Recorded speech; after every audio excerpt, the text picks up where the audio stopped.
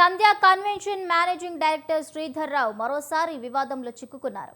ఇప్పటికే పలు భూ వివాదాలు, మోసం కేసుల్లో ఆరోపణలు ఎదుర్కొంటున్న ఆయనపై తాజాగా మరో కేసు నమోదైంది.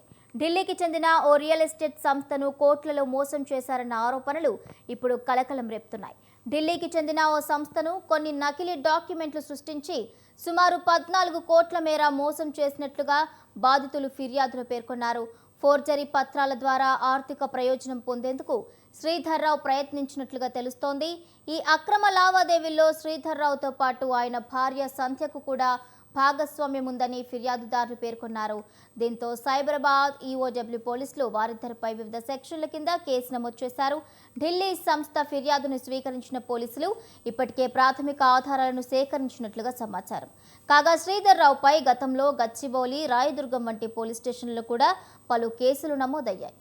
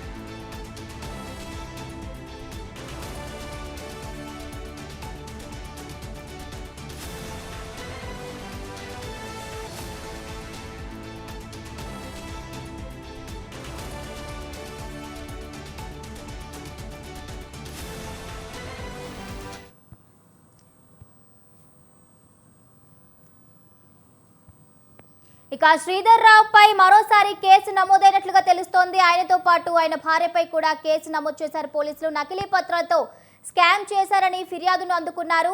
ప్రాథమిక ఆధారాలు సేకరిస్తున్నారు సైబరాబాద్ పోలీసులు.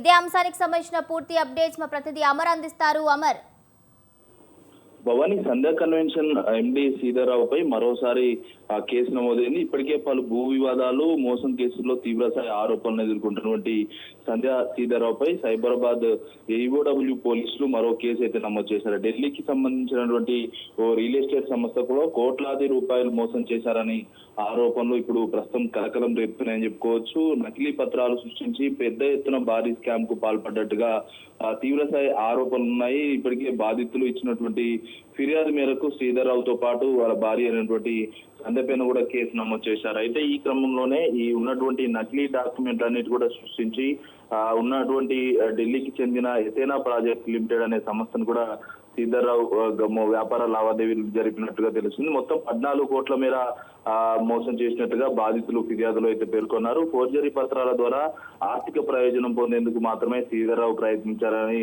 తెలుస్తుంది. అయితే ఈ క్రమంలోనే ప్రస్తుతం శ్రీధర్ రావుతో పాటు అతని భార్య పైన కూడా సైబరాబాద్ ఈఓడబ్ల్యూలు వివిధ సెక్షన్ల కింద కేసు నమోదు చేశారు. అయితే ఢిల్లీకి సంబంధించినటువంటి సంస్థ ఫిర్యాదు సేకరించినటువంటి పోలీసులు ఇప్పటికే ప్రాథమికంగా ఉన్నటువంటి టెక్నికల్ రా ఎవిడెన్స్ మొత్తం కూడా సేకరించారు. ఇవన్నిటిని కూడా శ్రీధర్ రావుతో పాటు ఆయన భార్యకు సంబంధించినటువంటి కీలకమైన ఆధారాలు సేకరించిన పోలీసులు ఇవన్నీ కూడా ఛార్జ్ షీట్ కూడా దాఖలు చేసే అవకాశం అయితే కనబడుతుంది. గతంలో కూడా చూసాం శ్రీధర్ రావుపై గచ్చిబౌలితో పాటు రాయదుర్గం లాంటి స్టేషన్లు, వివిధ స్టేషన్లు కూడా పోలీసులు కేసులు కూడా నమోదు చేశారు. వివాదాస్పదం అంటే భూమిని డెవలప్మెంట్ పేరుతో కూడా తీసుకొని కబ్జాలకు పాల్పడ్డ ఉదంతాలు ఎన్నో చూసాం. ఇలాంటి వ్యవహారం పైన ఇప్పటికే శ్రీధర్ రావు పైన ఇప్పటికే పీడియాక్ట్ లాంటి కఠిన చర్యలు తీసుకోవాలంటూ కూడా బాధితులు ఒకవైపు డిమాండ్ చేస్తున్నారు. ఒక సీనియర్ ఐపీఎస్ అధికారిని కూడా గతంలో బెదిరింపులు చేసినటువంటి ఆరోపణ కూడా ప్రస్తుతానికి అయితే శ్రీధర్ రావు పైన కఠిన చర్యలు తీసుకోవాలని బాధితులు డిమాండ్ చేస్తున్నారు. భవాని, అమర్, అదేవిధంగా గచ్చిబౌలి, అదేవిధంగా రాయదుర్గం పోలీస్ స్టేషన్ లో కూడా శ్రీధర్ రావుపై కేసులు ఉన్నట్లుగా తెలుస్తోంది. అయితే ఇప్పుడు తాజాగా మరో కేసు నమోదైంది.